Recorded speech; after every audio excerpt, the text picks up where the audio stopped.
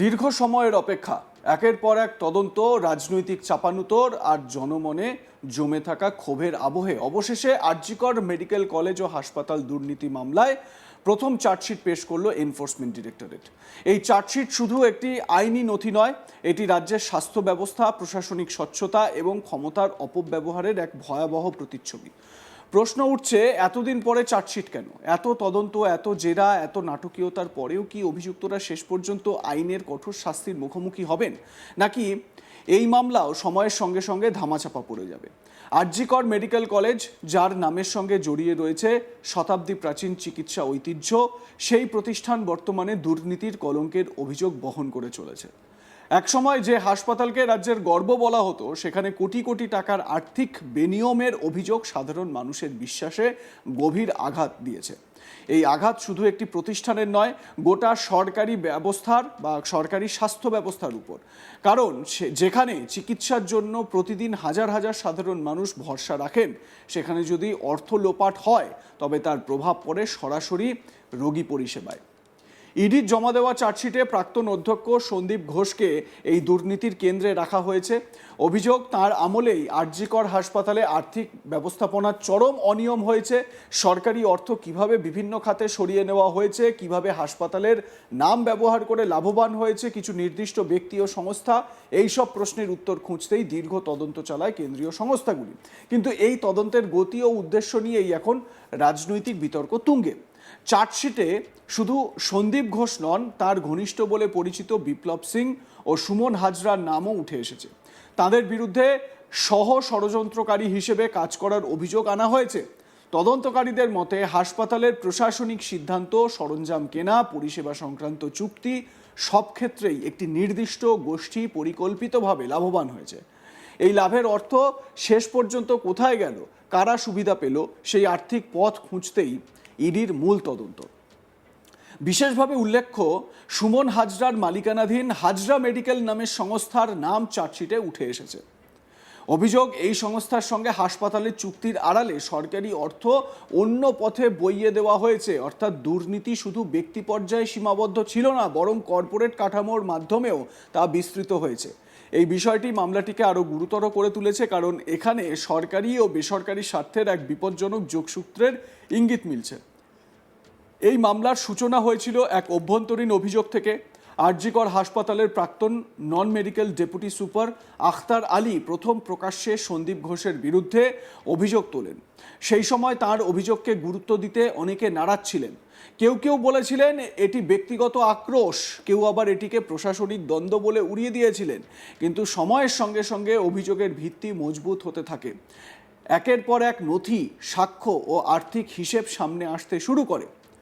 প্রথমে সিবিআই এই মামলায় সক্রিয় হয়, সন্দীপ ঘোষকে গ্রেপ্তার করা হয় এবং মূল অপরাধের তদন্ত শুরু হয়। কিন্তু সিবিআই এর তদন্ত চলাকালীনই স্পষ্ট হয়ে যায় এই মামলার আর্থিক দিকটি অত্যন্ত জটিল। তখনই ইডির প্রবেশ। আদালতের অনুমতি নিয়ে ইডি অভিযুক্তদের হেফাজতে জেরা করে এবং অর্থের গতিপথ অনুসন্ধান শুরু করে। এই দুই সংস্থার সমান্তরাল তদন্ত নিয়েই নানা প্রশ্ন ওঠে। তদন্তের সমন্বয় ছিল কি না, নাকি এখন এখানেও আমলাতান্ত্রিক জটিলতা কাজ করেছে, সেটাও একটা প্রশ্নচিহ্ন। এত কিছুর পরেও চার্জশিট জমা পড়তে যে দীর্ঘ সময় লাগলো, তা নিয়েই সবচেয়ে বেশি বিতর্ক। বিরোধীদের অভিযোগ, রাজনৈতিক সমীকরণ না বদলানো পর্যন্ত তদন্তকে এগোতে দেওয়া হয়নি। তাদের দাবি, সন্দীপ ঘোষ একা নন, এর পিছনে রয়েছে আরও বড় নাম, যাদের এখনও আড়াল করা হচ্ছে।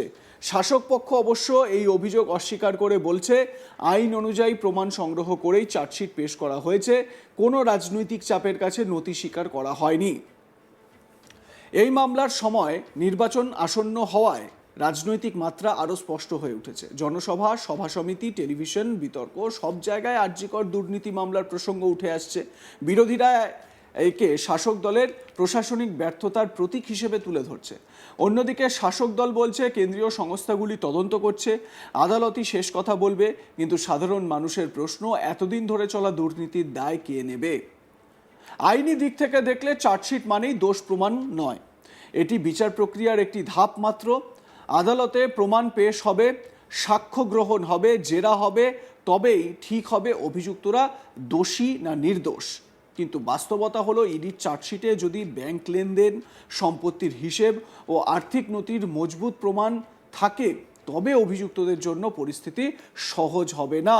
আর চার্জশিটে যে কথাগুলো ইডির তরফ থেকে বলা হচ্ছে তার যদি প্রমাণের অভাব হয় তাহলে অভিযুক্তদের দোষী সাব্যস্ত করা যাবে না। এই মামলার সামাজিক প্রভাবও কম নয়।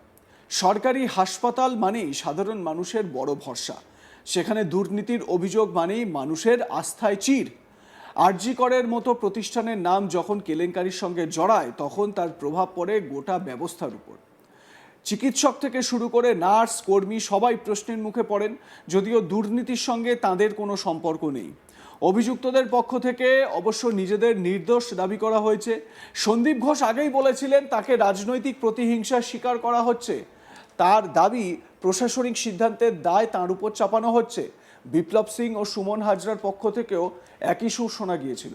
হাজরা মেডিকেলের তরফে জানানো হয়েছে তাদের সব লেনদেন বৈধ এবং নিয়ম মেনেই হয়েছে। এই দাবি পাল্টা দাবির মাঝেই এখন বিচার প্রক্রিয়া শুরু হতে চলেছে। এই চার্জশিটের মাধ্যমে মামলার নতুন অধ্যায় শুরু হলো ঠিকই, কিন্তু শেষ অধ্যায় যে এখনো অনেক দূরে তা স্পষ্ট। সাক্ষ্য, প্রমাণ, আইনি লড়াই, রাজনৈতিক চাপ সব মিলিয়ে এই মামলা দীর্ঘদিন রাজ্যের রাজনীতিতে প্রভাব ফেলবে। প্রশ্ন একটাই, এই লড়াই কি সত্যি দুর্নীতির বিরুদ্ধে, নাকি এটি ক্ষমতার রাজনীতির আরেকটি অধ্যায়? আরজিকর দুর্নীতি মামলা বর্তমানে আর শুধু একটি হাসপাতালের গল্প নয়, এটি রাজ্যের প্রশাসনিক ব্যবস্থার একটি আয়না।